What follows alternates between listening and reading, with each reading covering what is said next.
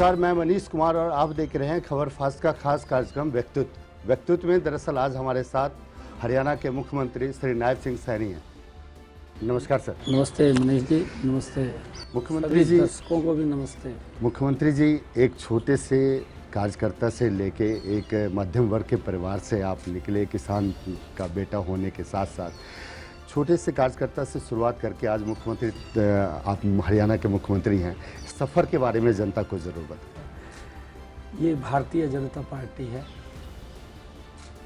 Bharatiya Janata party में एक आम कार्यकर्ता, एक हमारा पन्ने का कार्यकर्ता, उसको भी भारतीय जनता पार्टी अगर ये बोल दे कि आपने चलना है, ये चुनाव लड़ना है, तो खड़ा होकर के वो चुनाव लड़ लेगा। यही भारतीय जनता पार्टी खूबसूरती है, किसी और दल में नहीं है। यहाँ पर कार्यकर्ताओं का सम्मान है, वहाँ पर परिवारों का सम्मान है।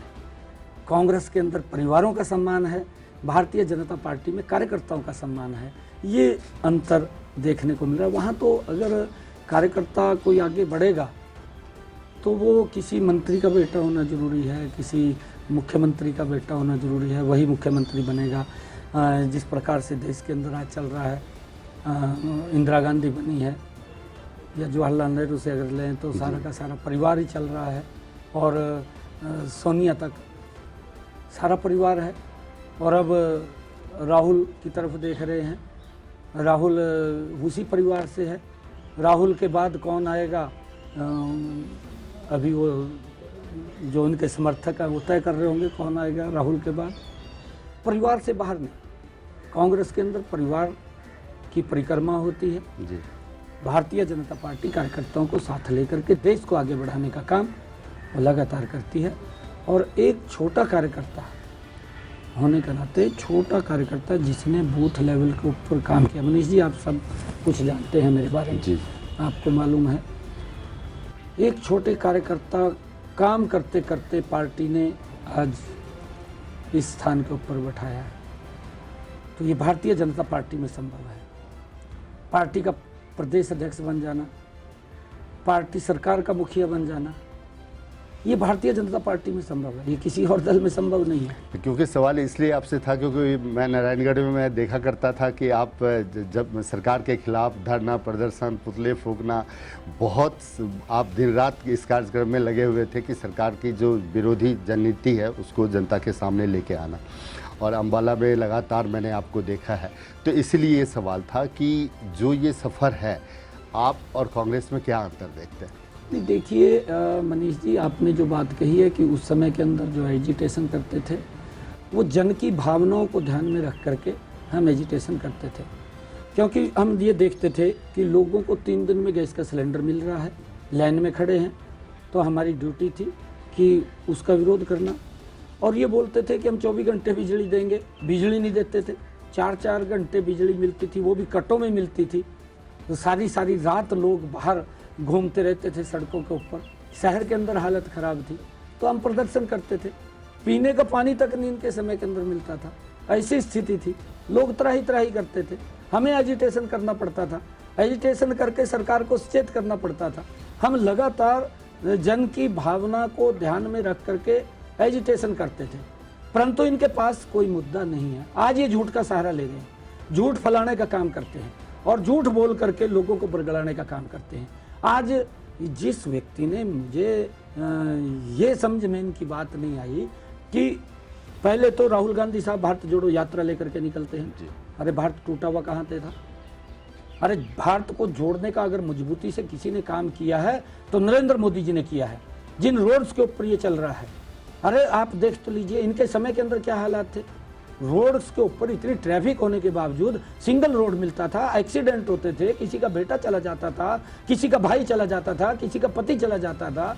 इनकी आंख नहीं खुली। आंख अगर खुली तो नरेंद्र मोदी जी के शासन के अंदर आकर के उन्होंने 4 लेन, ग्रीनफील्ड, एक्सप्रेसवे। आज मुझे इस बात का फख्र है कि मेरे हरियाणा के अंदर एक भी जिला ऐसा नहीं है जहां पर 4 लेनिंग रोड ना हो। लोगों के जीवन को सुगम और सरल करने का काम इन 10 वर्षों के अंदर नरेंद्र मोदी की सरकार ने किया है। और मुझे ये कहते हुए भी ये भारत जोड़ो की बात कर रहे हैं। अरे भारत तो नरेंद्र मोदी ने जोड़ा है। अगर मैं यहाँ चंडीगढ़ के अंदर बैठा हूँ, चंडीगढ़ से हमें हरिद्वार जाना होता था या हमें सहारनपुर जाना होता था, हमें यहाँ से 8 घंटे लगते थे और आज हम 1.5 घंटे के अंदर सहारनपुर क्रॉस कर जाते हैं, 2 घंटे के अंदर सहारनपुर क्रॉस कर जाते हैं। ये भारत को जोड़ने का काम किया है, लोगों के जीवन को सरल और सुगम करने का काम किया। इन्होंने तो लोगों के जीवन को समस्याओं के अंदर उलझा करके उनको डरा करके वोट बटोरने का काम किया और उन्हीं बातों को लेकर के हम लगातार एजिटेशन करते थे। परंतु आज इनके पास बोलने के लिए भी कुछ नहीं है। जब बोलने के लिए कुछ नहीं है तो ये फिर झूठ बोलने का सहारा लिया है। आज ये बोर्ड लगाते हैं, बोर्ड लगा करके, अरे जिस दल ने 55 साल 60 साल शासन किया हो और 55 साल 60 साल शासन करने के बाद उसको होर्डिंग लगाना पड़े और उसके ऊपर लिखना पड़े कि आप हमें वोट दें, हम गारंटी देते हैं हम ये काम करेंगे, आप हमें वोट दें, हम गारंटी देते हैं हम वो काम करेंगे। 55 साल 60 साल अगर शासन किया फिर बोर्ड लगा करके गारंटी की बात देते हैं तो फिर इनकी गारंटी के ऊपर देश को विश्वास नहीं है। आज तो एक ही गारंटी के ऊपर विश्वास है, वो नरेंद्र मोदी की गारंटी है। आज देश उसके ऊपर विश्वास कर रहा है। नरेंद्र मोदी जी उस गारंटी के ऊपर 100% खरा उतर रहे हैं। ये संकल्प लेकर के काम करते हैं और लोगों की अपेक्षाओं के ऊपर नरेंद्र मोदी जी इन 10 वर्षों के अंदर 100% खरा उतरे हैं। लोगों के जीवन को सरल करने का काम, उनको आगे बढ़ाने का काम, चाहे वो गरीब व्यक्ति है, चाहे वो मध्यम वर्ग है, चाहे युवा है, चाहे महिला है। अगर हम देखेंगे किसी भी क्षेत्र के अंदर, चाहे किसान है, किसानों के हित के अंदर भी जबरदस्त काम नरेंद्र मोदी जी ने 10 वर्षों के अंदर किए हैं। एनडीए गठबंधन, INDIA गठबंधन लगातार ये बात कह रहा है कि मोदी की गारंटी की बात कर रहे हैं कि भारतीय जनता पार्टी मोदी जी की गारंटी की बात करती है, लेकिन राहुल गांधी न्याय पत्र की बात करते हैं कि मोदी 10 साल में जो विकास हुआ है, मोदी जी कहते हैं कि हमने ये विकास किया, लेकिन विकास जो है दरअसल 2 लोगों का हुआ है, अडानी और अंबानी का नाम लिया जाता है, खासकर मोदी जी को टारगेट किया जाता है। इस चुनाव में आप कैसे देखते हैं कि क्योंकि एक तरफ मोदी जी भ्रष्टाचार को ख़त्म करने की बात करते हैं और दूसरी तरफ भ्रष्टाचार युक्त जितनी भी पार्टियां वो इकट्ठा होकर चुनाव लड़ रही हैं, कैसे देखते हैं आप? देखिए, जो ये बात करते हैं, एक तो राहुल गांधी को मैं ये कहना चाहूँगा, उसको अपने देश के पूरे इतिहास के बारे में मालूम होना चाहिए। अडानी अंबानी की बात करते हैं, वो कब से काम कर रहे हैं, इस देश को कब से सेवाएं दे रहे हैं, उस इतिहास को उसने जानना चाहिए। अडानी अंबानी आज वो मजबूत नहीं हुए हैं, वो पिछले लंबे समय से इस देश के अंदर देश को सेवाएं देते हुए आगे बढ़ाने का काम कर रहे हैं। इनके पास तो मुद्दा नहीं है, ये कभी भारत जोड़ो यात्रा लेकर के चलता है और कभी ये न्याय की बात करता है। अभी आपने कहा है कि न्याय पत्र है, अरे न्याय तो आपकी सरकार ने, आपके पूर्वजों ने इस देश के साथ नहीं किया है, उनके साथ तो अन्याय किया है। एक गैस का सिलेंडर मिलता था 2014 से पहले, 3 दिन लाइन में लगना पड़ता था, देश के लोगों के साथ अन्याय था। मैं कांग्रेस के युवराज से भी पूछना चाहता हूँ, कांग्रेस के लोगों से भी पूछना चाहता हूँ, जो इनके बड़े नेता हैं, जो उसकी वकालत करते हैं। हमारा नौजवान साथी, हमारा हरियाणा का जो युवा है, आर्मी के अंदर है, हमारी रक्षा सुरक्षा के लिए दिन रात खड़ा रहता है। अरे 2014 से पहले हमारे आर्मी के जो हमारी रक्षा सुरक्षा के लिए खड़ा रहता था बॉर्डर के ऊपर दिन रात, उसके ऊपर पत्थरबाजी होती थी। ये उनके साथ अन्याय था, ये देश के साथ भी अन्याय था। परंतु नरेंद्र मोदी जी ने आकर के उस पत्थरबाजी को भी समाप्त किया है और उन पत्थरबाजों को भी दिखाई नहीं देते कहाँ गए हैं। ये न्याय देने का काम नरेंद्र मोदी जी ने किया है, इन्होंने तो अन्याय किया है। आज 50 करोड़ से ज़्यादा गरीब लोगों के जन धन खाते खोल करके उनको बैंक में जाने का अधिकार दिया है। ये न्याय किया है नरेंद्र मोदी जी ने। कांग्रेस ने अन्याय किया है कि गरीब व्यक्ति को अधिकार भी नहीं था इनकी सरकार के अंदर कि वो बैंक में जा सके। अगर वो बैंक में नहीं जा सकता तो बैंक उसकी क्या हेल्प करेगा। ये गरीब के व्यक्ति के साथ कांग्रेस ने अन्याय किया है। न्याय तो नरेंद्र मोदी जी ने दिया है। उन माताओं बहनों को जिनको शाम ढलने का इंतजार करना पड़ता था, 11 साढ़े 11 करोड़ शौचालय इज्जत घर बना करके नरेंद्र मोदी जी ने न्याय किया है।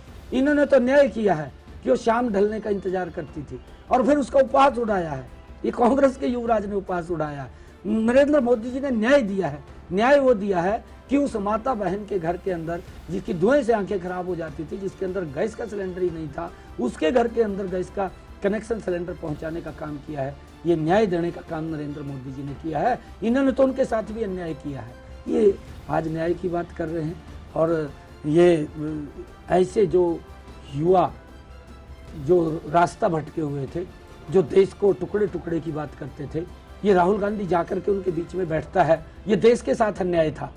अरे न्याय तो नरेंद्र मोदी जी ने इस देश के लोगों को दिया है। आज हमारा युवा स्टार्टअप लेकर के कितने आगे बढ़ रहा है। इनके समय के अंदर कितने स्टार्टअप थे। आज देश के अंदर 1 लाख से ज्यादा हमारा युवा स्टार्टअप खड़े किए हैं, यूनिकॉर्न के अंदर तब्दील किया, 100 से ज्यादा यूनिकॉर्न बन।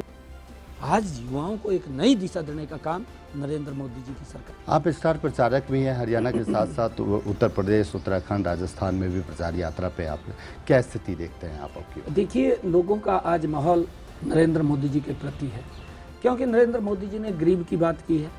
गरीब के योजनाबद्ध तरीके से लाभ पहुंचा करके उसको सशक्त और मजबूत करने का काम किया है। आज नरेंद्र मोदी जी ने महिलाओं को सशक्त और मजबूत किया है।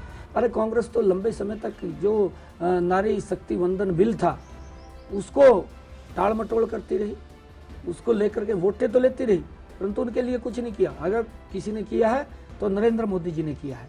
आज हमारी नई संसद का भी भवन बना है। इनके लंबे समय के अंदर ये बोलते तो रहे कि हम बनाएंगे, परंतु बना नहीं पाए, क्योंकि इनकी इच्छा शक्ति नहीं थी, इनकी इतनी नीति ठीक नहीं थी कि ये उसके ऊपर चल सके या उसको आगे बढ़ा सके।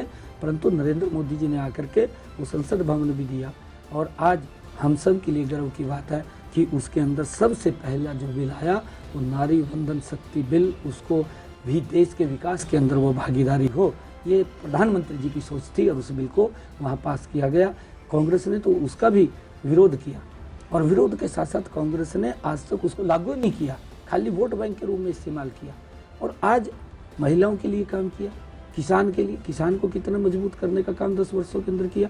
आज युवाओं को सशक्त और विश्वास बढ़ाने का काम इन 10 वर्षों के अंदर, जो कांग्रेस के समय में युवा विश्वास खो चुका था कि नौकरी पढ़ने से नहीं, नौकरी तो किसी के चक्कर काटने से मिलेगी, और वो उनके हालात को ऊपर छोड़ देते थे कि अपना काम कैसे खड़ा करे, कैसे नहीं करे। आज सरकार युवाओं के पीछे खड़ी है कि अगर वो आगे बढ़ना चाहे, सरकार उनको सहयोग करके आगे बढ़ाने का काम करती है, और उसका परिणाम है कि आज लाख 100 से ज्यादा की संख्या के अंदर हमारे स्टार्टअप खड़े हो गए हैं, 100 से ज़्यादा हमारे यूनिकॉर्न खड़े हो गए हैं।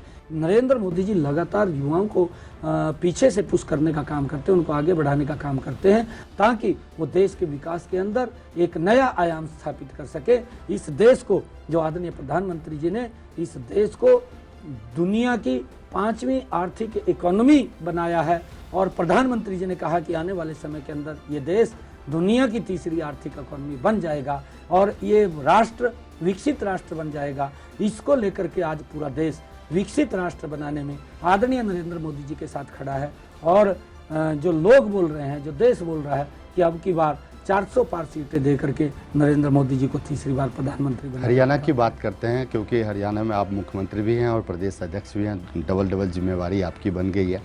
10 लोकसभा सीट और एक आपका अपना विधानसभा का उपचुनाव सीट, 11 कमल का फूल खिलाने की जिम्मेवारी आपके ऊपर है।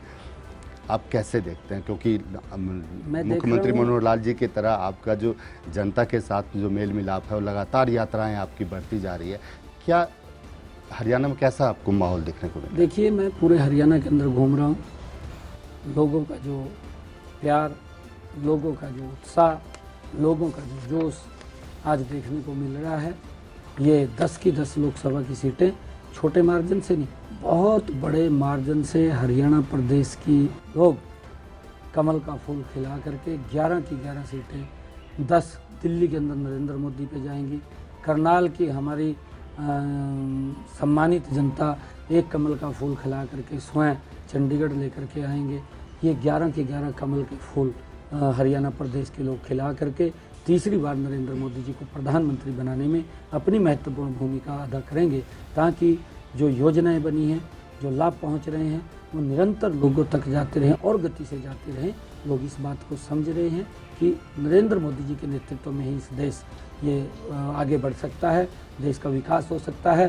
कांग्रेस से तो कभी कल्पना नहीं की जा सकती कि इनके नेतृत्व के अंदर ये आगे बढ़ जाएगा, क्योंकि ये घमंडिया गठबंधन इसलिए इकट्ठे नहीं हुए कि हमने देश का विकास करना है, ये इसलिए इकट्ठे हुए कि अपने परिवार को बचाना है। नरेंद्र मोदी जी की जो सोच है, नरेंद्र मोदी जी इसलिए वोट मांगते हैं कि हमने देश को बचाना है, कांग्रेस इसलिए वोट मांगती है, गठबंधन गठबंधन इसलिए वोट मांगता है कि हमने परिवार को बचाना है, कि जो भ्रष्टाचार किया है और भ्रष्टाचार करना है उसके लिए वोट मांगते हैं। नरेंद्र मोदी जी 140 करोड़ लोगों की अपेक्षाओं के ऊपर, आकांक्षाओं के ऊपर सरकार खरा उतरे, उन तक योजना पहुंचे, उसके लिए वोट मांगते हैं। ये दुर्भाग्यपूर्ण है। कांग्रेस की जो मेंटलिटी है, कांग्रेस के जो एनडीए के अंदर है, आज वो सामने आ रहा है। ये कभी संविधान की बात करते हैं, कभी ये ऐसे बात करते हैं कि जो प्रॉपर्टी का हस्तांतरण है, उस प्रॉपर्टी के हस्तांतरण के ऊपर भी उसको वेरीफाई कराया जाएगा कि लोगों के पास कितना पैसा है, कितना उनके पास धन है, कितनी उनके पास मकान है, कितनी उनके पास प्रॉपर्टी है, और उस प्रॉपर्टी को सारे का सर्वे करा करके और फिर उसको कहा लोगों में डिस्ट्रीब्यूट किया जाएगा। ये इनकी सोच है, और इनकी सोच है, ये सोच सामने आ रही है देश के। ये बार बार बोलते हैं, ये कहते हैं कि सबसे पहले अधिकार इस देश के संसाधनों के ऊपर किसी का है तो अल्पसंख्यक का है। नरेंद्र मोदी जी बोलते हैं कि इस देश के संसाधनों के ऊपर अगर सबसे पहला अधिकार किसी का है तो इस देश के गरीब का है। ये अंतर है, ये अल्पसंख्यक का बोलते हैं, और उसी का ही इनकी सोच सामने आई है कि कर्नाटक के अंदर इन्होंने जो मुस्लिम्स को ओबीसी का आरक्षण दिया है, ओबीसी के आरक्षण को तोड़ करके उसके अंदर घुसोने का काम, ये बड़ा पाप, और इस पाप का खामियाजा ये कांग्रेस पार्टी को तो भुगतना पड़ेगा, परंतु उसको जब भारतीय जनता पार्टी आएगी उसको भी दुरुस्त करने का काम करेंगे एक सिस्टम से। हम ये नहीं कहते कि मुस्लिम को ना मिले, परंतु मुस्लिम के अंदर भी जो ओबीसी के अंदर हैं, ऐसे जो गरीब व्यक्ति हैं, उन व्यक्ति को सरकार की योजनाओं का लाभ मिलना चाहिए, और मिल रहा है। परंतु इन लोगों की जो सोच है, इन लोगों की कांग्रेस की सोच है कि मुस्लिम को प्रायोरिटी देना, मुस्लिम को आगे बढ़ाना। अरे जातिवाद और आप धर्म के आधार के ऊपर कब तक इस देश को बांटने का काम करेंगे? ये कांग्रेस का ये दुर्भाग्यपूर्ण रवैया है। ये देश, ये संविधान से चलने वाला देश है, संविधान के अनुरूप ये देश चल रहा है। आज नरेंद्र मोदी जी के नेतृत्व में देश विकास की नई ऊंचाइयों को छू रहा है। नरेंद्र मोदी जी बार बार इस बात को लेकर के बोलते हैं कि इस देश के संसाधनों के ऊपर अगर पहला अधिकार है तो देश के गरीब का है। अगर गैस का सिलेंडर मिलता है, हिंदू को भी मिलता है, मुस्लिम को भी मिल रहा है। आज महिलाओं के लिए अगर काम हुए हैं तो उसके अंदर मुस्लिम महिलाओं के लिए भी काम किया है। उनको ट्रिपल तलाक का कितना बड़ा खामियाजा मुस्लिम बहनों को भुगतना पड़ता था, कांग्रेस उसकी तरफ कहीं भी नहीं देखा, उनको प्रत्याचार होते रहे, और उसकी बड़ी जिम्मेवार कांग्रेस पार्टी है। कांग्रेस पार्टी के कारण उन मुस्लिम बहनों को अत्याचार हुए हैं, परंतु उस पीड़ा को, उस समस्या को अगर किसी ने समझा है तो नरेंद्र मोदी ने समझा, और समझ करके उस ट्रिपल तलाक से उन मुस्लिम बहनों को निजात दिलाने का काम किया है। ये किसी एक वर्ग का नहीं है, किसी एक धर्म का नहीं है। नरेंद्र मोदी जी की सोच है देश के 140 करोड़ लोगों को लेकर के आगे बढ़ना। ये भारतीय जनता पार्टी का विचार है, और उस विचार के ऊपर काम करते हैं। कांग्रेस का विचार इस देश को कमजोर करना, इस देश के संवैधानिक संस्थाओं को कमजोर करना, और इस प्रकार की बातें अगर प्रधानमंत्री बोलता है कि इस देश के संसाधनों के ऊपर सबसे पहला अधिकार अल्पसंख्यक का है, तो ये कांग्रेस के लिए दुर्भाग्यपूर्ण है, कांग्रेस के नेताओं के लिए दुर्भाग्यपूर्ण है। देश को बांटने का काम कर रहे हैं। ये देश इसका फैसला अभी 2024 में करने वाला है। 9.5 साल से लगातार आप कह रहे हैं कि ये डबल इंजन की सरकार है, आगे भी डबल इंजन की सरकार बिल्कुल आगे भी डबल इंजन की सरकार रहेगी। लेकिन विपक्ष के नेता भूपेंद्र सिंह हुड्डा कहते हैं कि हरियाणा में विकास की नाम की कोई चीज़ नहीं है। आप कैसे देखते हैं इसमें? भूपेंद्र सिंह हुड्डा अपने 10 वर्षों का कार्य पूरे प्रदेश की जनता को बताए। हम 10 वर्षों का कार्य हमने क्या किया है, हम भी पूरे प्रदेश को बताएंगे। श्वेत पत्र जारी करके किसी भी मंच के ऊपर आकर के वो बताएं कि हमने ये काम किए हैं, हम भी बताएंगे। अरे भूपेंद्र सिंह हुड्डा के कार्यकाल के अंदर ये आज बेरोजगारी की बात करता है, कितने युवाओं को रोजगार दिया बताए ना प्रदेश के युवाओं को। प्रदेश के युवाओं के बीच में जाकर कैसे नौकरी मिली है, किस प्रकार से नौकरी मिलती थी, कितना भ्रष्टाचार होता था। अरे लिस्टें बदल जाती थी, कभी बापू की लिस्ट आ जाती थी, कभी बेटे की लिस्ट आ जाती थी। युवा बापू बेटे के चक्कर में घूमता रहता था। आज किसी मंत्री के, किसी के मुख्यमंत्री के चक्कर काटने की जरूरत नहीं है हरियाणा के युवाओं को। यह विश्वास जगह है, और हमने जितनी नौकरियां दी हैं, इससे ज़्यादा नौकरियां जो इन्होंने 10 साल में दी, उससे ज़्यादा दी, और बिना पर्ची बिना खर्ची के हरियाणा प्रदेश के युवाओं को नौकरी देने का काम किया है। आज युवाओं का विश्वास ये भारतीय जनता पार्टी की सरकार के अंदर बढ़ा है, इस डबल इंजन की सरकार के अंदर बढ़ा है और इन नीतियों को लगातार आगे रखेंगे। ये लोग तो ये सोच रहे हैं कि हम आ जाएंगे फिर वही हम सिस्टम को अडॉप्ट कर लेंगे जो पहले चलता था, परंतु आज लोग समझ चुके हैं, लोग जान चुके हैं कि किस में भलाई है किस में नहीं भलाई है। ये लोग तो शोषण करने वाले लोग हैं, भ्रष्टाचार करने वाले लोग हैं। एक आखिरी सवाल आपसे है कि कांग्रेस में गुटबाजी को लेके, क्योंकि एसआर के ग्रुप अलग काम करती है, भूपेंद्र सिंह हुड्डा अलग, अब आप कैसे देखते हैं चुनाव में इसका कितना खामियाजा कांग्रेस को भुगतना? नहीं, देखिए कांग्रेस के अंदर परिवारवाद है। सोनिया गांधी परिवार, राहुल परिवार, ये पूरा का पूरा परिवार है। यहाँ भूपेंद्र हुड्डा का परिवार, ये कहीं ना कहीं जो बड़े नेता हैं, चाहे कुमारी शैलजा है, चाहे वो हमारी किरण चौधरी है, चाहे सुरजेवाला है, वीरेंद्र सिंह है, जी। इन सब को कहीं ना कहीं नुकसान तो होगा। बड़े नेता हैं परिवारवाद के कारण, क्योंकि भूपेंद्र सिंह हुड्डा वो तो अपने कुछ एक जो उनका एक ग्रुप बना, गुट बना हुआ है, उस गुट से बाहर नहीं निकलते। पार्टी को बड़े नेताओं को उसका नुकसान तो हो रहा है और उनके अंदर द्वेष भी है इस बात को लेकर के। और क्योंकि जो लोग अपने बारे में ही सोचते, दूसरे के बारे में नहीं सोचते, उनकी हालत भी खराब होती। धन्यवाद मुख्यमंत्री जी। तो दरअसल आज इस खास कार्यक्रम में हमारे साथ हरियाणा के मुख्यमंत्री नायब सिंह सैनी थे और इन्होंने बताया कि जो मोदी की गारंटी की बात जहां तक होती है, तो मोदी जिस बात की गारंटी उन्होंने दिया है वो काम धरातल पे हुआ है। लेकिन कांग्रेस हवा में बात करती है और वो कांग्रेस जो देश को जोड़ने की यात्रा राहुल गांधी के द्वारा निकाला जाता है, लेकिन दरअसल देश पहले से ही जुड़ा हुआ है।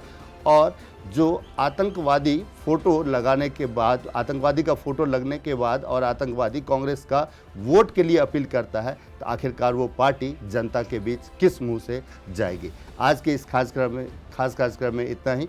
आगे फिर किसी और नेता से जरूर मुलाकात होगी। नमस्कार।